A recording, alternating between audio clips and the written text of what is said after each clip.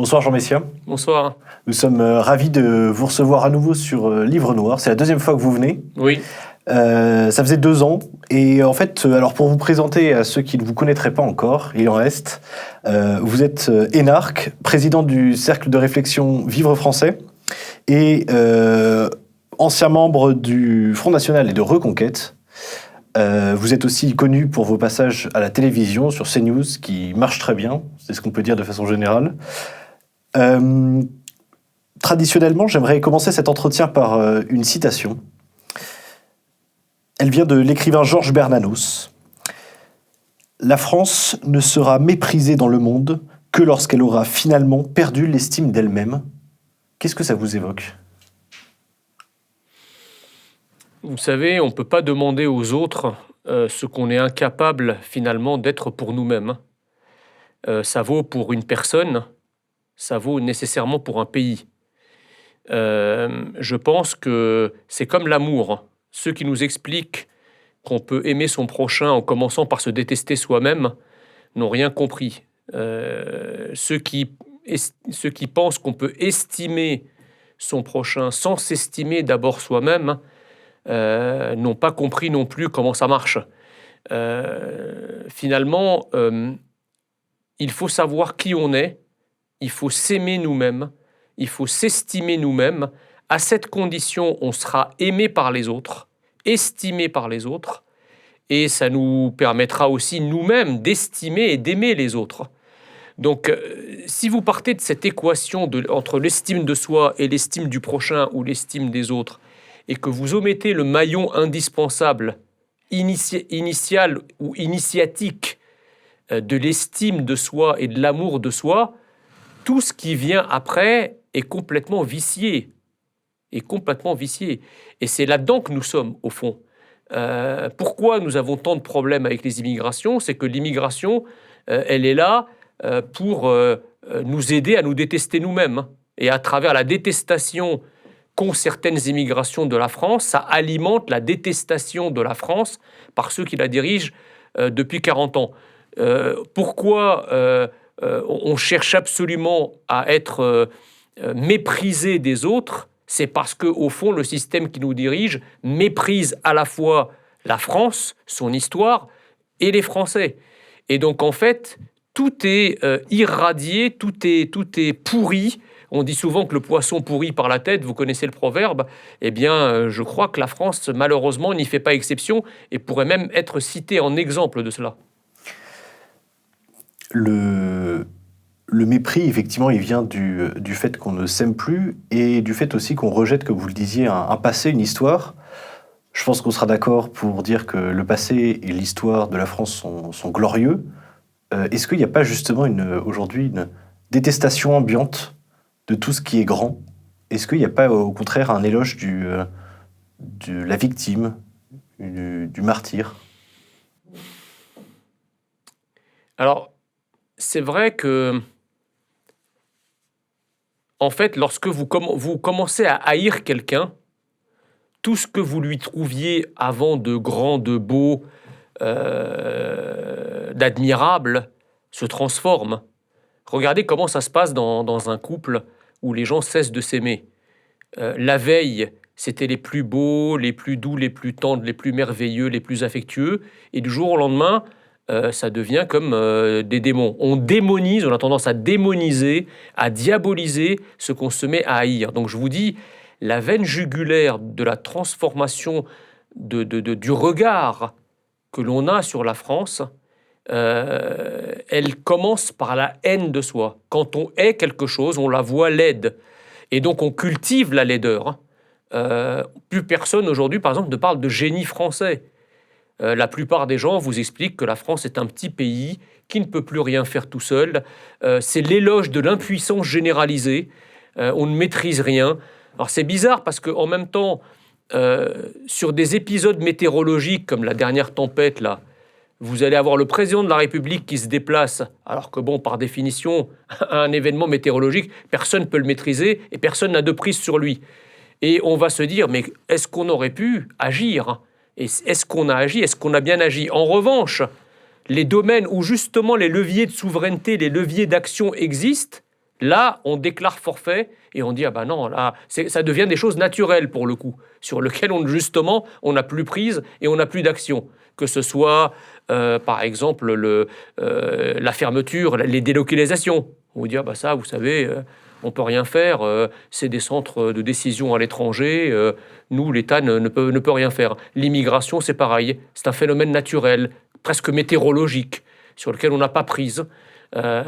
Donc c'est ça le paradoxe. Le paradoxe, c'est que déjà, on porte un regard haineux sur nous-mêmes, méprisant de nous-mêmes.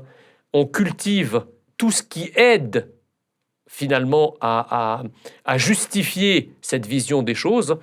Et l'époque aussi est à ça, il faut bien le dire. Quand on en est à une époque qui ne sait pas distinguer ce qu'est un homme et ce qu'est une femme, excusez-moi, ça devient beaucoup plus compliqué par la suite de pouvoir distinguer le beau du laid, le vrai du faux, etc. Tout est brouillé en fait.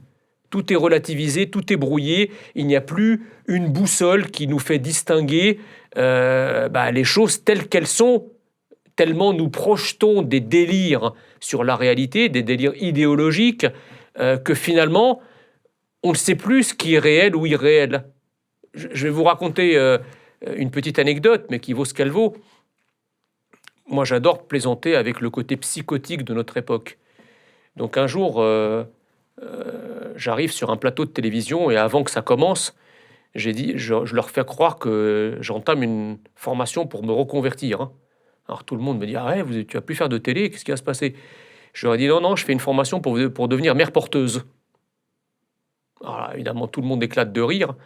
Et il y a un impétrant qui me dit, mais et qu'en pense ta femme? Je lui dis, elle trouve ça très bien, c'est un mec. Et je me dis qu'en fait, là, c'est sous le ton de l'humour, mais une conversation comme ça, qui serait entendue par quelqu'un qui aurait grandi dans les années 70, il nous prendrait pour des fous furieux. Aujourd'hui, non seulement on ne vous prend pas pour un fou furieux, mais on serait capable de vous attaquer en justice pour vous mettre dans la cage aux phobes, cher au regretté Meuret. Je voudrais revenir un petit peu à ce que vous disiez au milieu de votre propos sur effectivement vous parlez d'Emmanuel Macron qui se rendait effectivement sur les résultats de cette tempête et qui n'agissait pas ailleurs. Il y a un sujet qui me vient en tête et qui est effectivement brûlant à cet égard, c'est le sujet de la diplomatie française, notamment dans le conflit israélo-palestinien qui est en cours.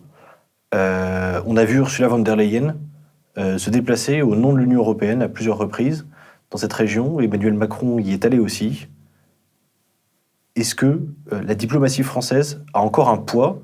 Est-ce qu'on peut encore jouer sur des conflits d'ampleur comme celui qui est en train de se dérouler aujourd'hui? Est-ce que finalement, il y a encore une puissance diplomatique française?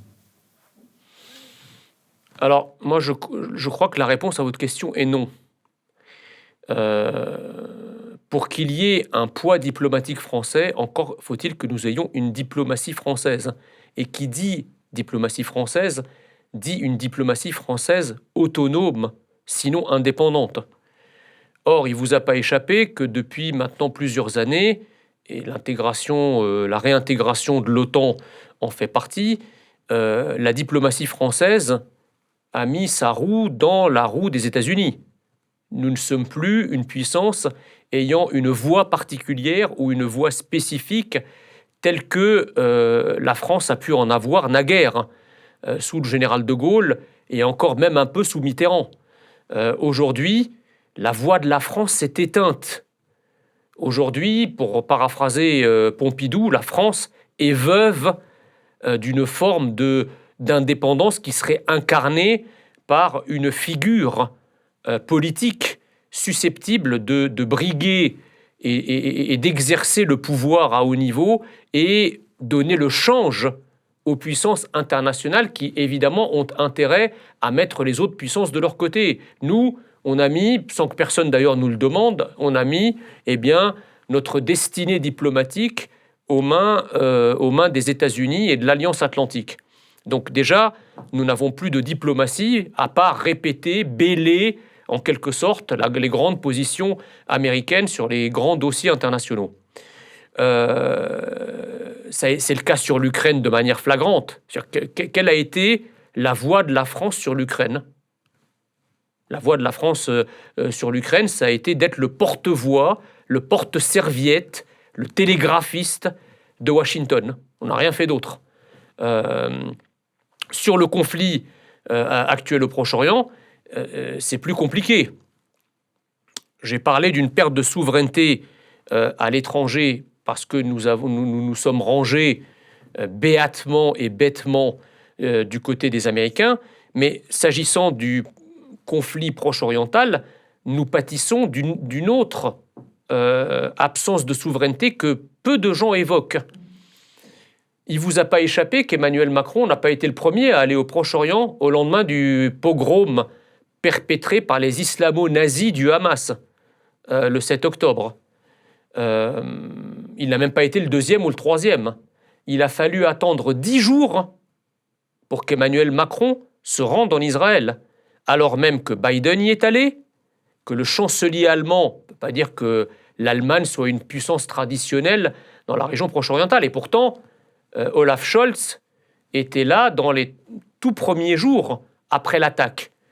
Il y a également eu Rishi Sunak, le Britannique, qui est allé, et Emmanuel Macron, le président de la France, fut parmi l'un des derniers, 10 jours après, à se rendre sur place. Ça interroge quand même, sachant qu'il n'était pas monopolisé par des affaires en France, puisque dès le lendemain, le 8 octobre, Emmanuel Macron était à une réunion intergouvernementale à Bruxelles. Et le surlendemain, il est parti en Albanie. Donc on se dit, est-ce qu'à ce moment-là, l'Albanie est prioritaire par rapport à cette véritable tempête qui souffle sur le Moyen-Orient ? Pourquoi ? Eh bien, parce que moi, je pense que l'équation proche-orientale pour la France est très complexe de par le fait que le grand remplacement dont la France est victime, eh bien, obère notre souveraineté diplomatique et notre souveraineté à l'étranger. Pourquoi ? On sent que Emmanuel Macron n'a pas les coudées aussi franches lorsqu'il s'agit de déterminer une position pour le Proche-Orient à l'heure actuelle qu'il ne l'a fait pour l'Ukraine et la Russie. Pourquoi ? Parce qu'en France, jusqu'à nouvel ordre, nous n'avons pas de minorité ukrainienne ou de minorité russophile qui déploie un suprémacisme impérial en France, en grimant ces femmes en matrioshka pour les faire rentrer dans nos écoles, dans nos piscines, etc. Donc Emmanuel Macron est très prudent parce qu'il sait que nous avons la première communauté arabo-afro-musulmane d'Europe, ou musulmane très exactement, mais aussi la première communauté juive, bien que la deuxième représente quelques centaines de milliers d'individus, alors que la première représente des millions d'individus. Et donc évidemment, il soupèse ses mots, parce qu'il sait qu'il est écouté en France par ces deux môles qui sont présents sur notre territoire et qui sont des vecteurs d'importation de ce qui se passe au Proche-Orient. Et donc Emmanuel Macron est dans une sorte de nasse. Il lui faut composer avec les deux parce qu'il sait que de sa position diplomatique vis-à-vis de ce conflit va dépendre aussi d'une certaine manière la paix civile en France. Me revient en tête une phrase que Emmanuel Macron justement a prononcée envers Marine Le Pen durant le débat de second tour en 2022, où il avait dit « Si jamais vous arrivez au pouvoir, si jamais vous souhaitez faire la loi dans les cités, ce sera la guerre civile. » Est-ce que vous pensez que justement Emmanuel Macron a peur d'une guerre civile entre les quartiers et le reste de la France ? Je pense que Emmanuel Macron fait tout pour l'éviter. Et vous savez, quand il dit cela, moi ça me fait penser à la phrase de Churchill. Alors Emmanuel Macron ne veut pas de la guerre, hein. Mais s'il ne veut pas de la guerre, il veut du déshonneur. Hein. Et vous savez que c'est la fin de la phrase.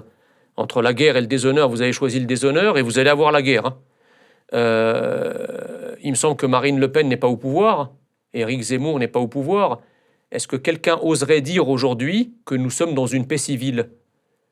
Avec toutes ces manifestations, avec cette résurgence des actes antisémites, un antisémitisme d'un autre âge que nous croyons avoir terrassé et tué, Absolument pas. Et c'est pas fini. Et ça n'est pas fini. Parce qu'en fait, si vous voulez, les prodromes de la guerre civile étaient déjà là. Le volcan de la guerre civile avait beau être un volcan à l'activité dormante, ça ne signifie pas qu'il n'existe pas. Il suffisait d'une mèche ou d'une flamèche pour, comment dirais-je, l'allumer, le réactiver. Or, c'est exactement ce qui est en train de se passer après le 7 octobre. Et surtout après la réaction d'Israël dans sa légitime défense vis-à-vis du massacre terroriste islamique que lui a fait endurer le Hamas. Voilà. Donc nous sommes aujourd'hui, vous savez, ce conflit, il a joué. Avant ce conflit, tout était brouillé. On ne pouvait pas savoir qui est qui. On vous disait, mais ces gens-là sont des Français comme vous et moi.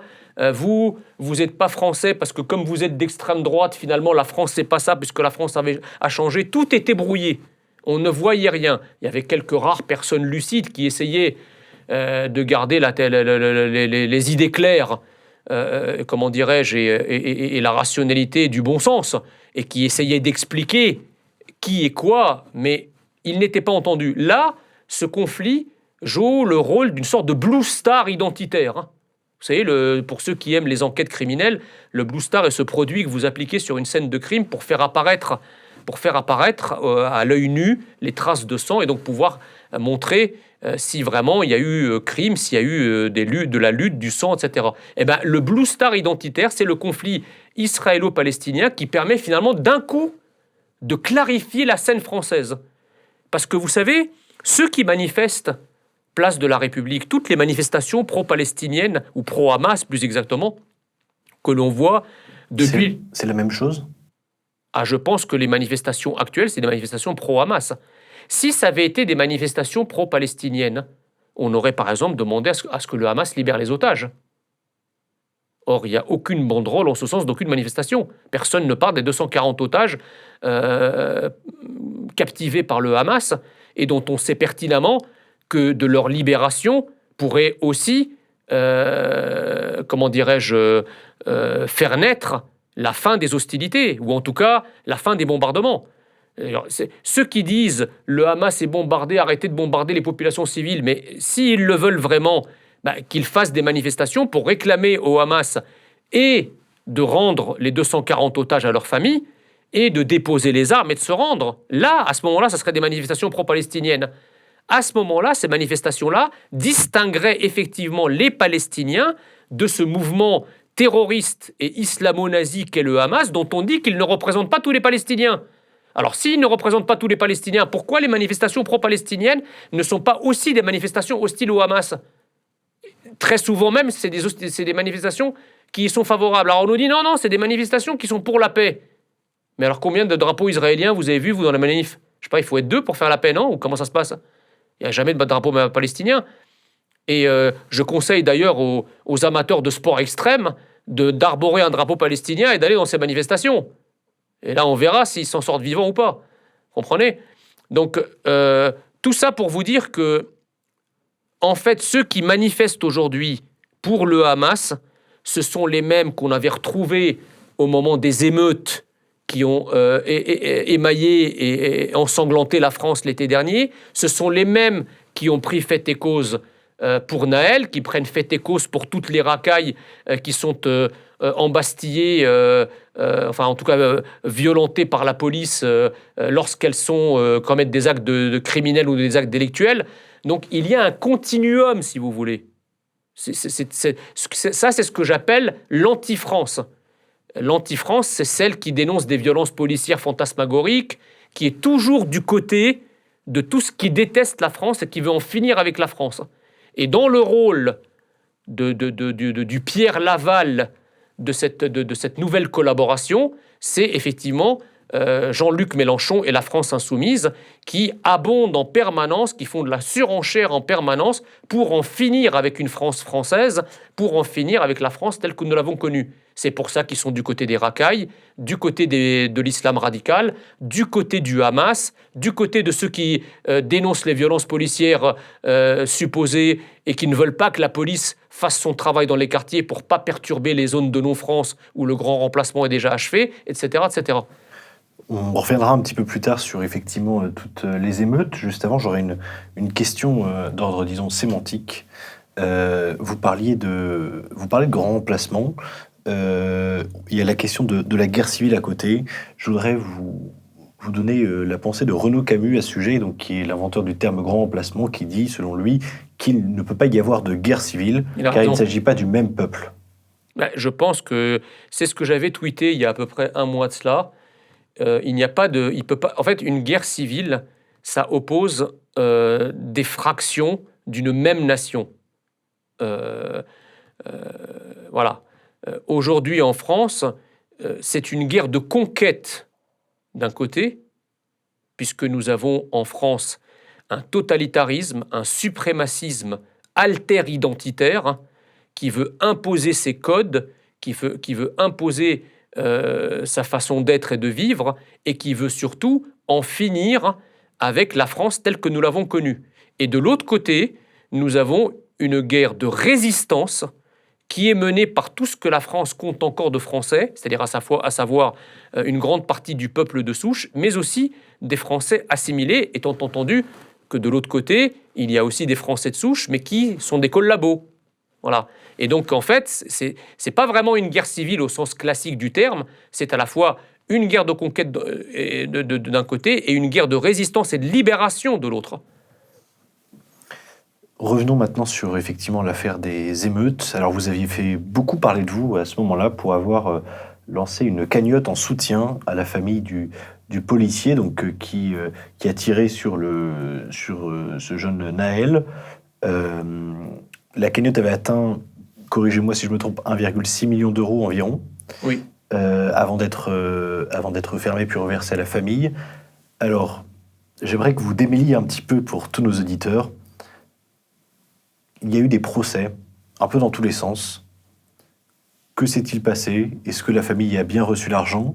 Est-ce que vous êtes toujours en contact avec cette famille? Et effectivement, où vont tous ces procès qui ont été lancés? Oui, la famille a intégralement touché la cagnotte, puisque c'était le bénéficiaire in fine de la cagnotte, c'était la femme du policier. Donc, elle a touché tout l'argent. Donc ça, c'est la première chose. Je tenais d'ailleurs à remercier les quelques 100 000 contributeurs, dont certains nombreux, je pense, parmi vos téléspectateurs, pour leur soutien sans faille, pour leur présence à nos côtés au moment de cette cagnotte, et pour dire aussi, à travers leurs gestes, le soutien et l'amour qu'ils ont pour notre police et notre gendarmerie nationale. Donc oui, la famille du policier a touché l'argent. Oui, je suis toujours en contact avec la femme du policier. Pour votre gouverne, le policier qui s'appelle Florian est toujours en prison, puisque toutes les demandes de libération conditionnelle ont été refusées. La justice arguant d'un contexte, un contexte qu'elle estime particulièrement inflammable, mais c'était déjà avant le 7 octobre, hein, c'était pas maintenant. Pour lui interdire finalement ou lui refuser sa sortie, ce qui est en soi absolument non seulement incompréhensible mais inouï. Enfin, quel danger représente ce policier si on le libère dans l'attente de son procès? C'est un policier qui a un état de service irréprochable, qui a servi l'institution policière depuis des années, à qui jamais personne n'a rien reproché. Quel danger il représente pour la société, un policier comme ça, pour qu'il croupisse en prison, alors même que des crapules qui sont parfois multirécidivistes obtiennent le droit de rester libres jusqu'à leur procès. Enfin, on est chez les fous. Et si l'élément contextuel est si important, pourquoi la justice n'interdit pas, par exemple, les manifestations pro-palestiniennes? Après tout, il y a un contexte inflammable, là. Pourquoi la justice ne dit pas, exactement en suivant la même logique, nous interdisons ces manifestations pour des raisons de contexte? C'est un prisonnier politique? Ça frôle le prisonnier politique, oui. Ça frôle le prisonnier politique. En tout cas, c'est un prisonnier idéologique. Parce qu'il incarne tout ce que les ennemis de la France détestent, finalement. Et vous avez bien vu le biais idéologique que la justice applique.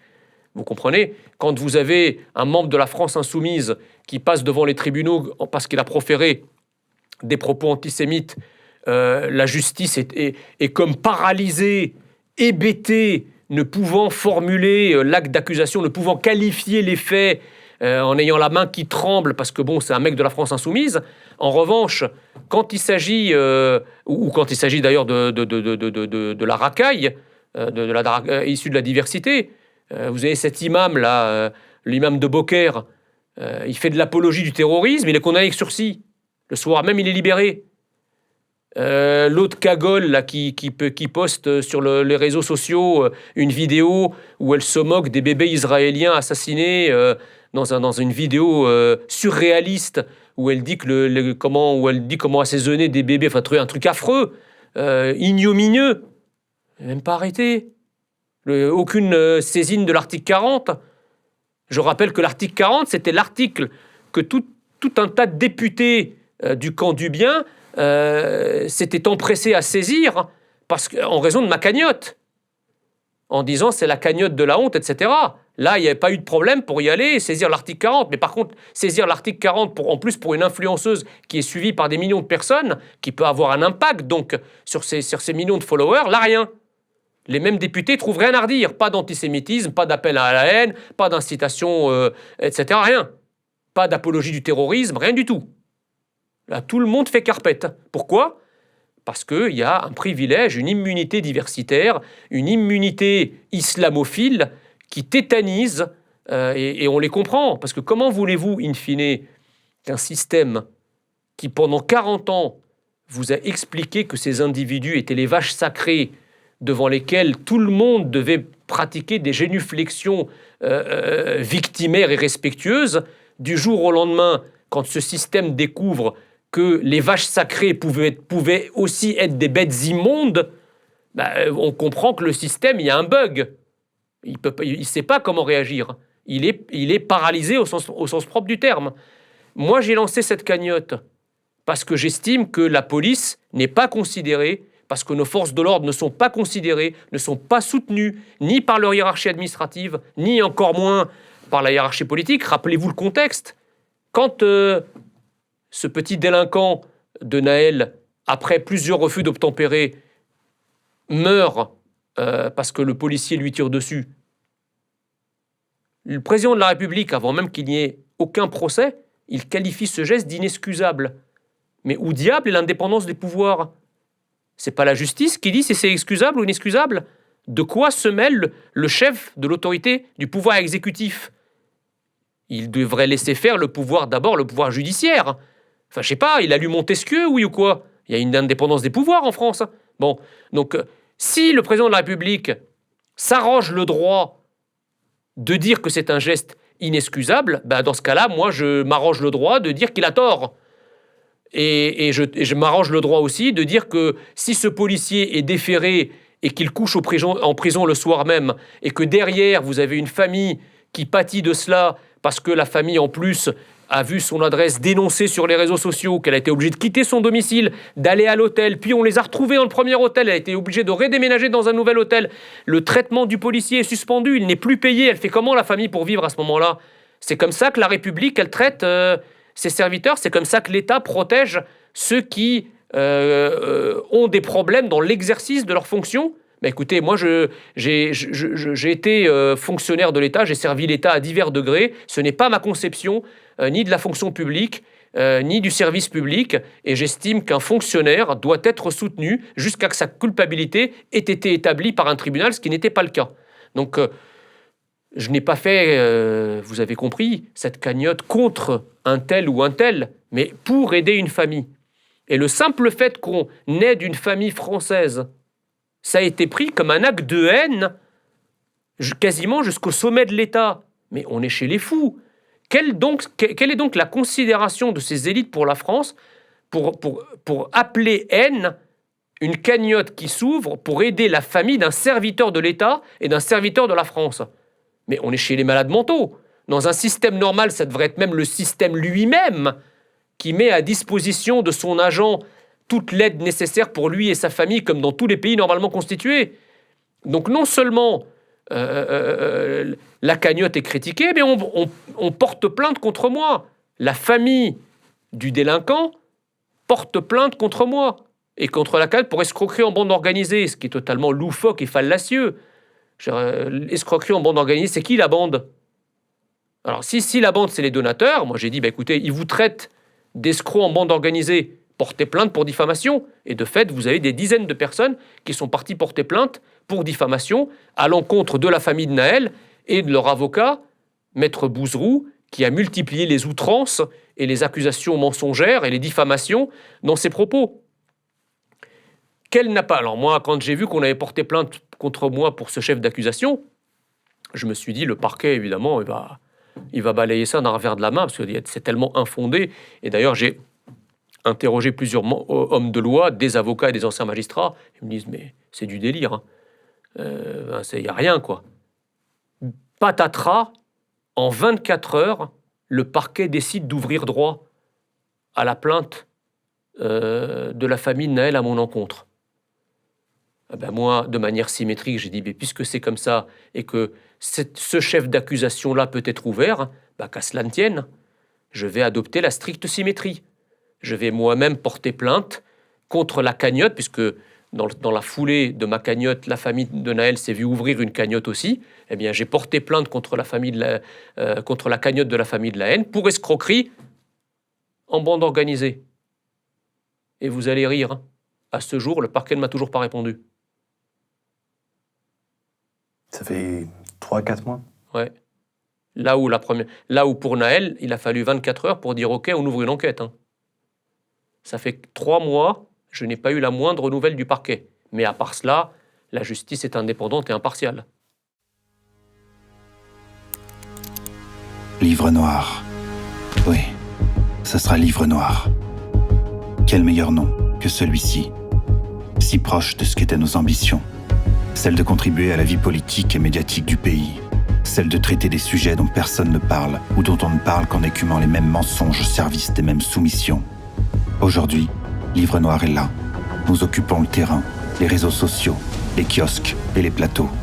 Et demain, grâce à vous, nous demeurerons. Sur Livre noir, nous vous dirons toujours ce que nous avons vu. À vous de voir ce que vous voyez.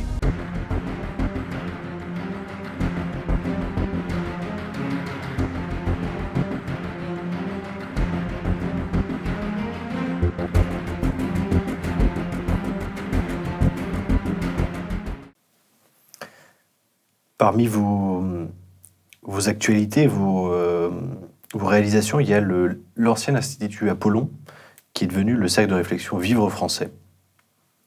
Qu'est-ce que c'est Vivre Français?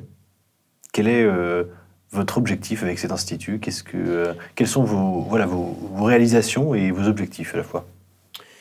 Écoutez, moi j'ai créé, à la base j'avais créé l'Institut Apollon quand je suis parti du Rassemblement National à la fin 2020. Et l'idée, c'était, à l'époque, il n'y avait que Marine Le Pen qui était candidate à l'élection.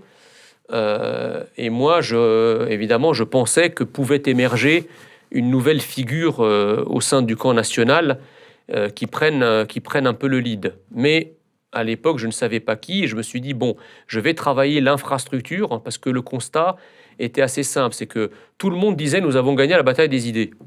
En réalité, nous avons gagné la bataille d'une idée, c'est-à-dire celle de l'identité, de la sécurité et de l'immigration, sur laquelle, évidemment, tout le monde nous a identifiés.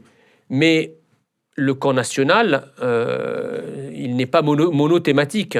Le camp national doit aussi pouvoir proposer, c'est quoi le programme, par exemple, européen du camp national?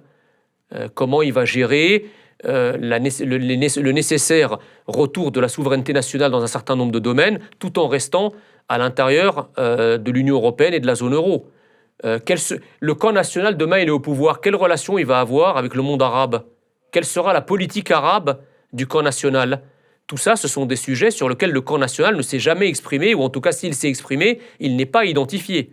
Et donc, le but de l'Institut Apollon, c'était effectivement d'étoffer, d'enrichir, d'augmenter le programme, le projet présidentiel du camp national et de, combler les trous dans la raquette qui étaient à l'époque nombreux. À l'époque, vous pensiez à vous en tant que candidat? À l'époque, je pensais à moi en tant que candidat, ouais. Et la deuxième chose, c'est que à travers ces idées, c'est de pouvoir aussi identifier des profils, parce que le camp national n'est pas identifié sur un certain nombre de projets, je viens de vous le dire, donc l'idée c'était d'y travailler, mais le camp national n'a pas non plus les ressources humaines pour remplir tous les godets, toutes les cases d'un organigramme. Genre demain, un président du camp national est élu, il y a 1500 postes à nomination immédiate et des dizaines de milliers d'autres à nomination indirecte. Donc prenons simplement les 1500 postes à nomination immédiate. La meilleure expérience que j'avais fait quand j'étais au RN en 2017, c'est qu'on s'était pris à rêver, c'était avant le débat de 2017, on s'était mis à rêver qu'il y aurait une victoire, donc on avait commencé à prendre les organigrammes de la fonction publique, et en tirant du bout de l'homme qui a vu l'ours, etc., on arrivait à peine à remplir un tiers des 1500 personnes requises. Et donc le but de l'Institut Apollon, c'est de lancer des appels à candidature qui, à la fois, attireraient des experts dans les domaines, qui permettraient donc d'étoffer le programme, mais aussi de pouvoir blanchir sous le harnais un certain nombre de personnalités pour pouvoir les préparer à exercer des fonctions administratives dans la haute administration ou politique. Et en fait, le résultat a dépassé toutes mes espérances, parce que c'est là où j'ai découvert, si vous voulez, qu'appartenir au Rassemblement national vous garantit évidemment une base de fidèles, etc. Mais lorsque vous n'avez plus l'étiquette du Rassemblement national, j'avais lancé des appels à candidature sur LinkedIn, j'ai reçu des milliers et des milliers de candidatures, mais vraiment, à tel point qu'on a constitué une équipe de 5 personnes qui travaillaient plusieurs heures par semaine pour éplucher les CV, les dossiers, etc. On est quasiment devenu une entreprise, quoi. Et donc, en fait, moi, j'ai rencontré, à l'époque, Éric Zemmour, c'était en janvier 2021, et je lui ai dit, voilà, moi, j'ai commencé à constituer des équipes, ça marche très bien, j'ai évidemment une architecture programmatique, mais aussi humaine, et je veux m'en servir comme embryon pour la prochaine présidentielle. Et lui, à l'époque, m'a dit, écoute, moi, c'est pareil, je pense à y aller, j'ai déjà constitué des équipes, etc. Et donc, on avait un accord tacite que celui qui serait le mieux placé soutiendrait l'autre. Et donc, vous connaissez la suite de l'histoire. Éric ayant 12 ans de plus que moi, donc autant d'années de médias, de bouquins, etc., il avait une notoriété plus forte que la mienne, donc il a été. Et en fait, tout Apollon, à l'époque, a basculé dans Reconquête et a fourni énormément de cadres à Reconquête, que ce soit des délégués départementaux, des coordinateurs régionaux, des candidats aux élections législatives, et toute une partie des briques programmatiques que nous avions constituées au sein d'Apollon, on les a aussi transférées à Reconquête. Donc, vous connaissez là encore la suite, l'aventure présidentielle s'étant terminée, je me suis dit qu'il fallait relancer l'Institut Apollon sous une autre appellation, donc l'Institut Vivre Français, parce qu'on a eu beau nous faire croire pendant toute la présidentielle que la seule et unique préoccupation des Français, c'était le pouvoir d'achat. Donc circuler, il n'y a rien à voir, ayez les yeux rivés sur votre frigo, mais ne regardez surtout pas qui pète votre carreau pour rentrer chez vous, pour vous y installer. On a bien vu, où est passé le pouvoir d'achat aujourd'hui? Qui en parle? On vous parle d'antisémitisme, on vous parle d'insécurité, on vous parle de manifestations anti-françaises. On a chassé la question sécuritaire, identitaire et migratoire. Elle est en train de revenir au galop et de s'imposer partout. Même dans des chaînes les chaînes de télé qui voulaient absolument l'écraser et ne pas en parler, sont obligées d'y venir. Donc je me dis, voilà, aujourd'hui, c'est quoi finalement la problématique? La problématique, c'est de continuer à vivre français en France. Mais derrière le mot « vivre français », c'est pas qu'une problématique identitaire.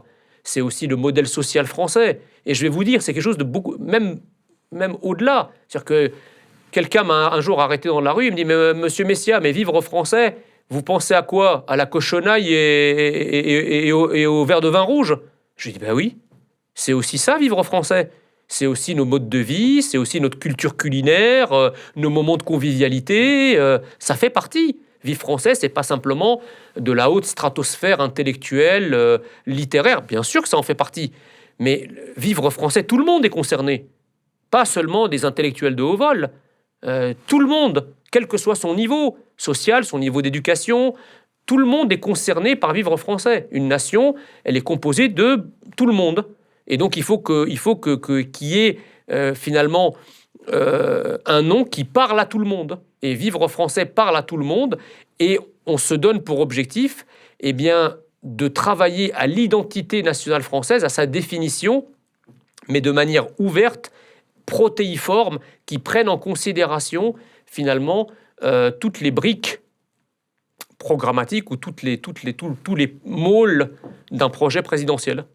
Mais si vous avez ressenti la nécessité de créer cet institut et que vous avez aussi quitté Reconquête après effectivement l'aventure présidentielle, est-ce que c'est parce que vous sentiez que il y avait peut-être que le programme d'Éric Zemmour n'était pas assez abouti, peut-être que c'était pas la bonne personne. Pourquoi est-ce que vous avez senti la nécessité de lancer une nouvelle aventure au lieu de poursuivre celle que vous aviez commencée?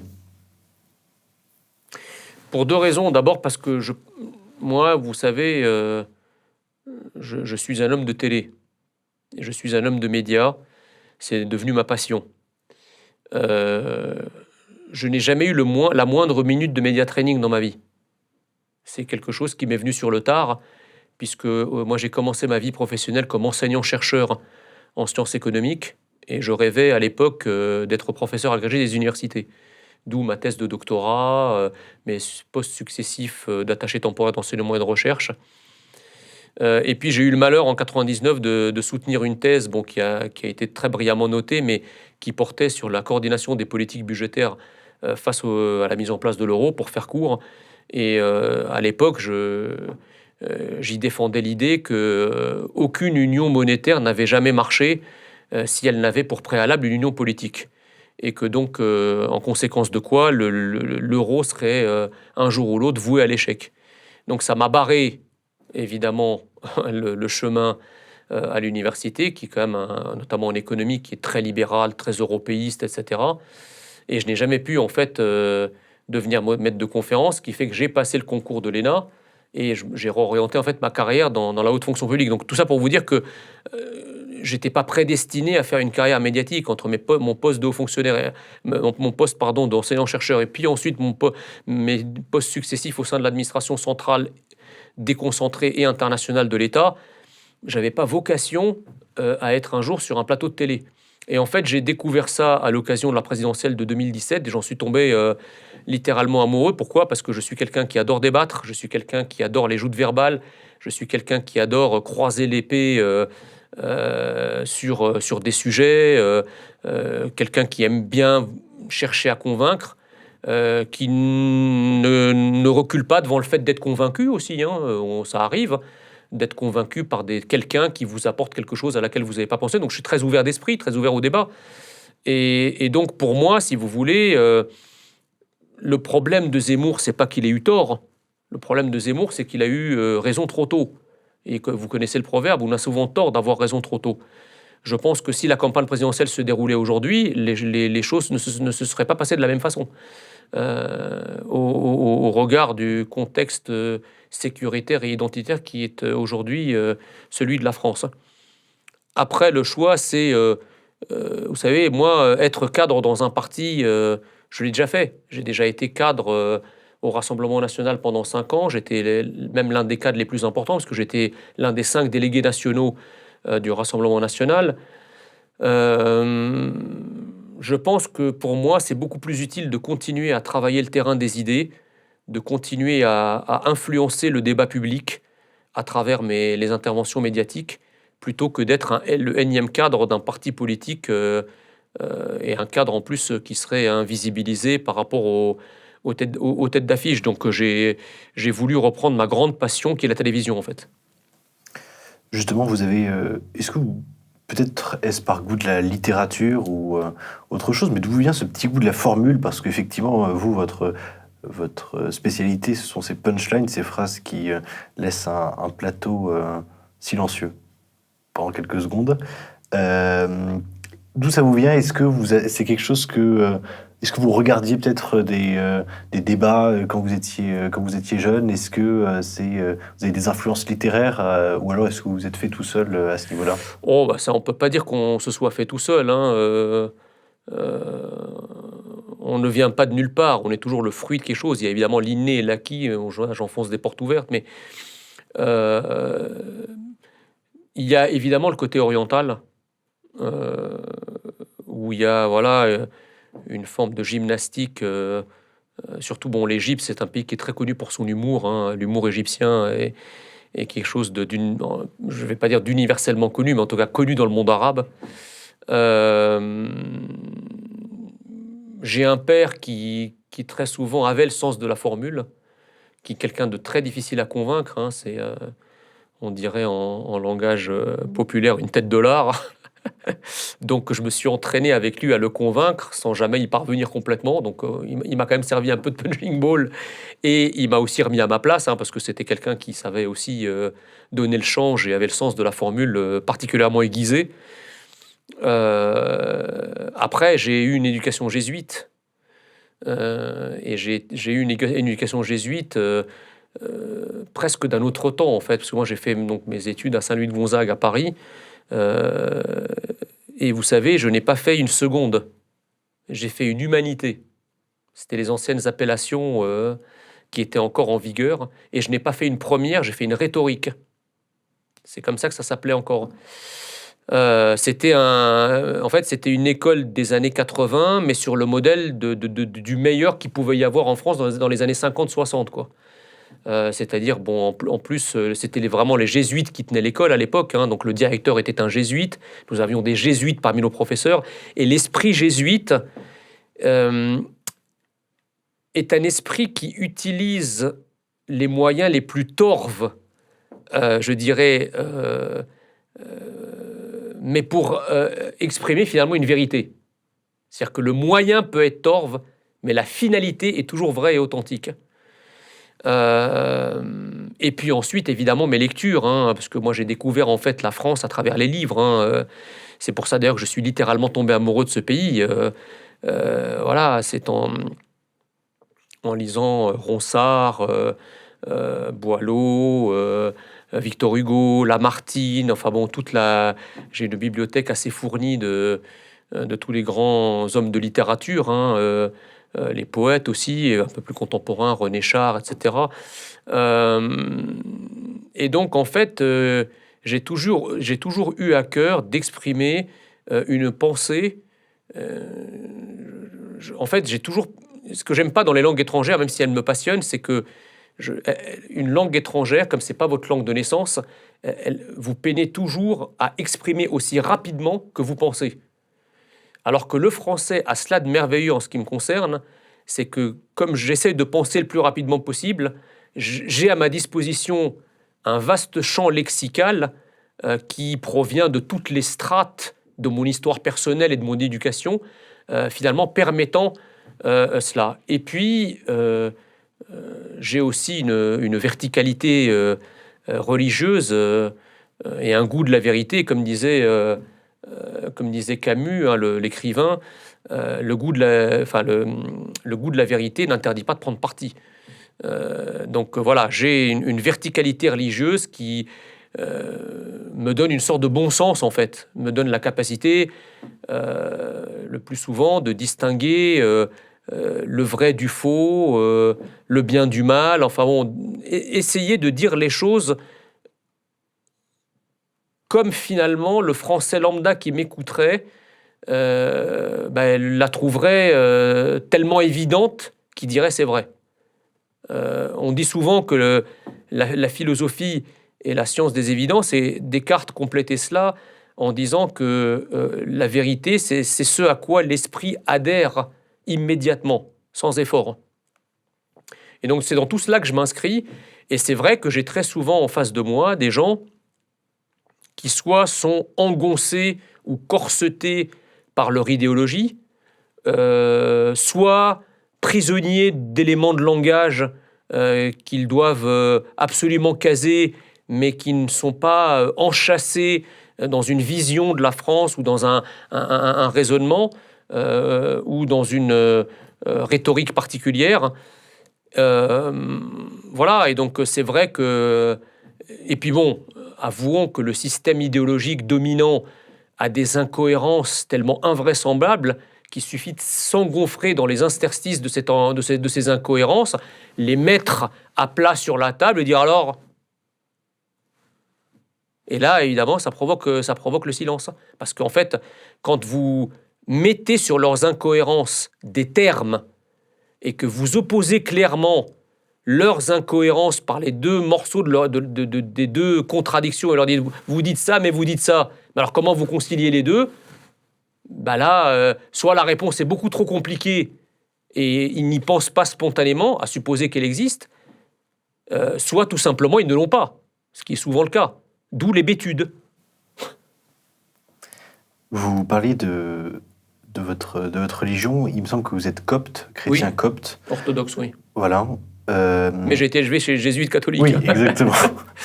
Comment est-ce que, au-delà effectivement de cette recherche de la vérité, comment est-ce que vous vivez votre religion dans la politique ? Et déjà, est-ce que vous mélangez les deux ?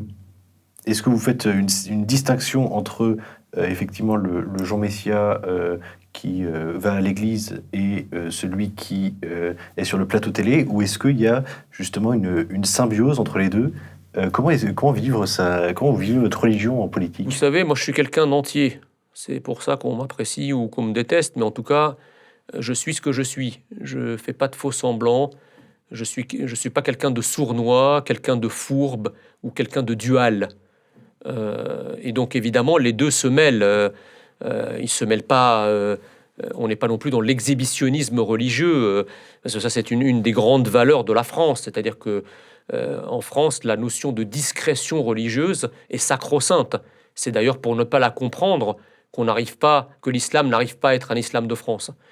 Parce que je pense que l'exhibitionnisme est intrinsèque à l'islam, ou en tout cas l'islam a beaucoup de mal à ne pas l'être. Tel n'est pas le cas du christianisme et du judaïsme en France. Donc moi, si vous voulez, bien sûr que je m'efforce d'être un chrétien tout le temps. Voilà, j'essaye de mettre en adéquation mes convictions profondes avec les idées que je porte pour la France. Mais vous savez, le fait d'être chrétien, ce fut aussi une condition extrêmement importante pour mon assimilation. C'est-à-dire que ça a été beaucoup plus facile pour quelqu'un comme moi de reprendre à son compte finalement les racines chrétiennes de la France, tout l'héritage chrétien, et c'est en cela que ceux qui nient les racines chrétiennes et l'héritage chrétien, il suffit juste de voir qui s'assimile le plus facilement. Pourquoi les Européens se sont assimilés, les immigrations européennes se sont assimilées plus facilement à la France. Non pas qu'il n'y ait jamais eu de problème, mais ces problèmes, force est de constater qu'ils ont été transitoires et qu'au bout de quelques années, les familles italiennes, belges, etc., parce que vous avez la France insoumise qui vous explique que pour les Italiens, ils étaient exclus quand ils sont arrivés en France, et on les appelait les cathos, les gens qui étaient trop pratiquants, trop ceci, les cristaux, etc. C'est vrai, mais sauf que c'était transitoire. Ça ne durait que quelques années, et in fine, et d'ailleurs souvent à travers l'Église, ils finissaient par s'assimiler à la France parce qu'ils fréquentaient les mêmes lieux de culte d'une France qui était à l'époque très pratiquante et que donc tout ça fusionnait dans la nation française. Et moi, c'est pareil, je suis un chrétien d'Orient à la base. Donc quand j'arrive ici, j'arrive dans une école catholique, il m'est plus facile, j'ai aucun problème avec tout ce qui constitue, tout ce que la France a de chrétien, qu'on le veuille ou non. Le christianisme est une sève qui irrigue finalement toutes les nervures de la France, même si elles restent invisibles. C'est quelque chose qui nous a façonnés. Et donc, c'est beaucoup plus facile de s'assimiler quand vous êtes chrétien que quand vous êtes musulman ou bouddhiste, parce qu'il y a au moins ça de familier avec votre culture d'origine. Même si la culture orientale et égyptienne de laquelle je suis issu est très différente à bien des égards de la culture française, il y a quand même je dirais, cette pierre angulaire de la foi chrétienne qui fait une connexion entre ma culture d'origine et la culture française. Et cette pierre angulaire, j'ai construit sur cette pierre angulaire tout l'édifice de mon assimilation dont vous avez aujourd'hui le fruit. Alors, ce qui est très intéressant avec vous, Jean Messias, c'est que justement, vous revendiquez votre assimilation sans jamais renier vos origines, ce qui n'est pas forcément toujours le cas. Quelle importance, quelque part, a l'Égypte pour vous aujourd'hui? C'est, j'ai envie de dire, de façon généalogique, la terre de vos pères. Est-ce que pour vous, c'est encore un pays pour lequel vous avez une affection particulière?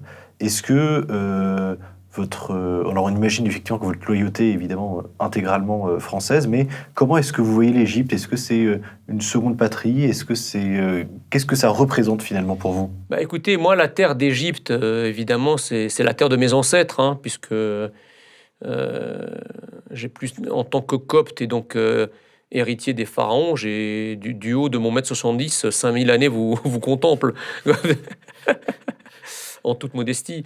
Donc évidemment qu'on se sent toujours attaché à cette terre, mais vous savez, moi je suis le fils d'une civilisation disparue, d'une civilisation engloutie. La civilisation copte, la civilisation pharaonique ne sont plus. Et les Coptes en sont arrivés à être minoritaires et persécutés dans leur propre pays.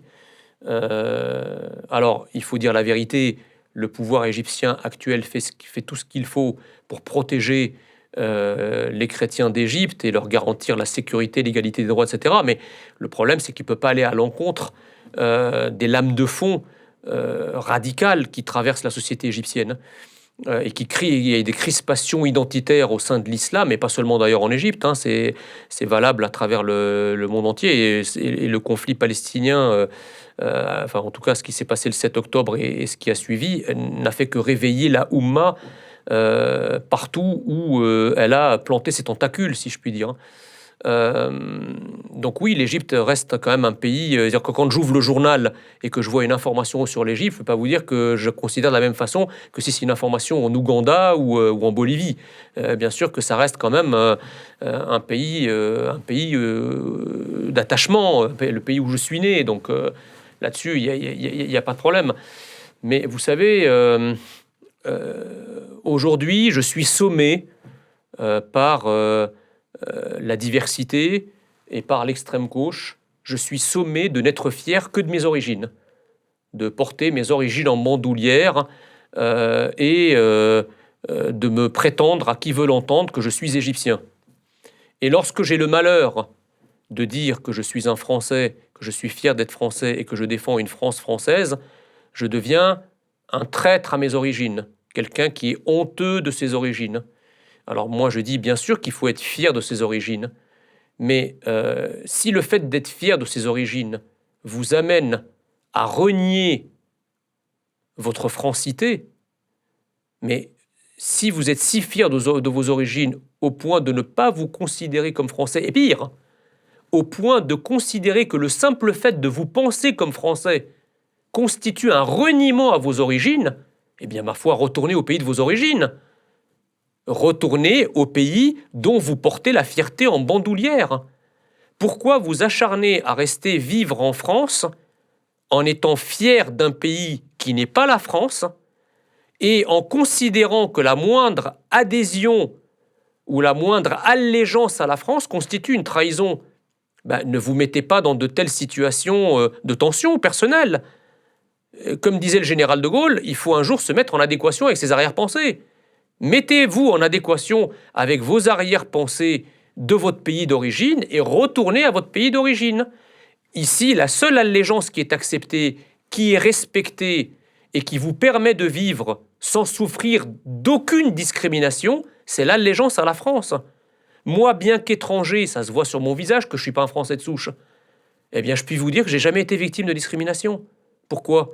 Parce que je me comporte, je me pense et je vis comme un Français, comme un autre, ce qui était d'ailleurs le donnant tacite de l'époque de l'assimilation. À l'époque, évidemment, c'était pas une invasion, C'était une migration homéopathique choisie par la France. Ma propre mère était chimiste, c'est par elle que nous sommes arrivés en France, à l'invitation de la France, à une époque où la France avait besoin de chimistes. Donc ça n'a rien à voir avec toutes ces immigrations qui arrivent dans des barques et qui enfoncent la frontière et qui arrivent dans un pays où personne ne les a invités. Ce n'est pas comparable. Et à l'époque, le donnant-donnant était clair.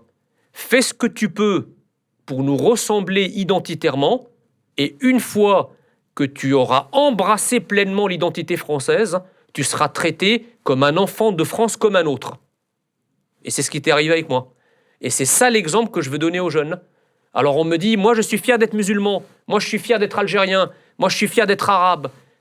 Mais à quel moment, en fait, on a appris à tous ces gens-là à dire qu'ils sont fiers d'être français? On leur a jamais appris ça. Donc moi je dis que les gens qui ne se sentent pas fiers d'être français, pire, qui sentent que le fait d'être français percute leur fierté nationale à ce point, eh bien qu'ils retournent au pays de leur fierté nationale, encore une fois.